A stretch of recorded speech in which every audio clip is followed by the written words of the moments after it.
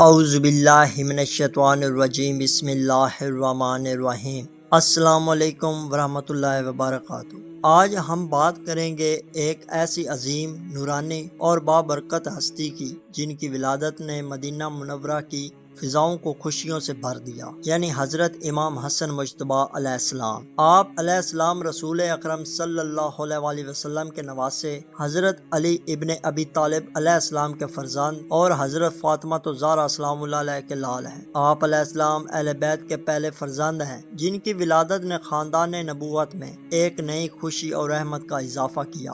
حضرت امام حسن علیہ السلام کی ولادت 15 رمضان المبارک 3 ہجری کو مدینہ منورہ میں ہوئی۔ جب آپ علیہ السلام کی پیدائش کی خبر رسول اللہ صلی اللہ علیہ وسلم تک پہنچی تو آپ صلی اللہ علیہ وسلم بے حد خوش ہوئے اور فوراً حضرت فاطمہ سلام اللہ علیہ کے گھر تشریف لائے۔ آپ صلی اللہ علیہ وسلم نے اس نومولود کو اپنی آغوش میں لیا، اس کے کان میں اذان و اقامت کہی اور اللہ تعالیٰ کا شکر ادا کیا۔ رسول اللہ صلی اللہ علیہ وسلم نے اللہ کے حکم سے اس بچے کا نام حسن رکھا۔ یہ نام اس سے پہلے عرب میں عام نہ تھا اور اس کا مطلب ہے خوبصورت یا نیک۔ یہ نام خود اس بات کی نشانی تھا کہ یہ بچہ ظاہری اور باطنی حسن کا پیکر ہوگا۔ 7ویں دن آپ علیہ السلام کے عقیقے کی رسم ادا کی گئی۔ رسول اللہ صلی اللہ علیہ وسلم نے ایک دمبا قربان کیا اور حضرت فاطمہ سلام اللہ علیہ کو حکم دیا کہ بچے کے بال منڈوا کر ان کے وزن کے برابر چاندی صدقہ کریں۔ اس طرح اسلام نے پیدائش کے موقع پر خوشگزاری، صفائی اور صدقہ کا خوبصورت نظام سکھایا۔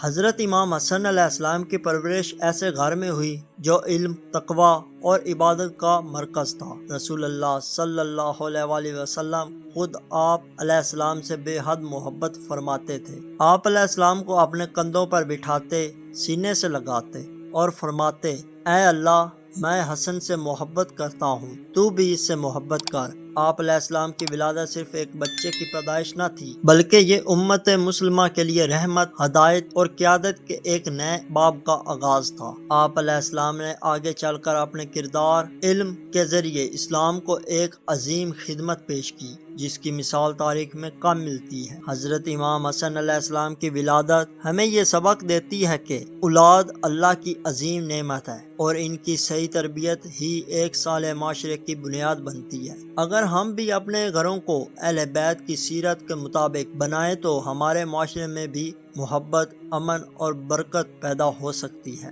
اگر آپ کو اہل بیت کی سیرت، کربلا کے واقعات اور اسلامی معلومات پسند ہے تو ہمارے چینل ذکر اہل بیت کو ضرور سبسکرائب کریں، ویڈیوز کو لائک کریں، دوستوں کے ساتھ شیئر کریں اور اپنی رائے کمنٹ باکس میں لازمی دیں۔ آپ کی سپورٹ ہمارے لیے حوصلہ ہے اور اسی کے ذریعے ہم اہل بیت کا پیغام مزید لوگوں تک پہنچا سکتے ہیں۔ شکریہ۔